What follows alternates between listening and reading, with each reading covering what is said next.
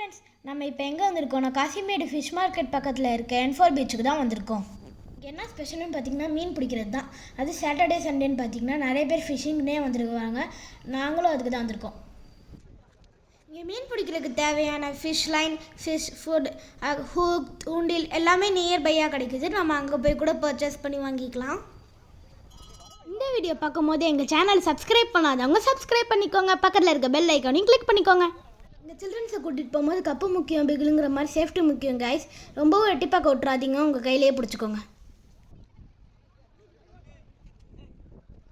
ஃபிஷ்ஷிங்க்கு பொறுமை ரொம்பவே முக்கியம். இங்கே பாருங்கள், ஃபிஷ்ஷிங் லைனை மட்டுமே வச்சு எவ்வளோ மீன்கள் பிடிச்சிருக்காங்க.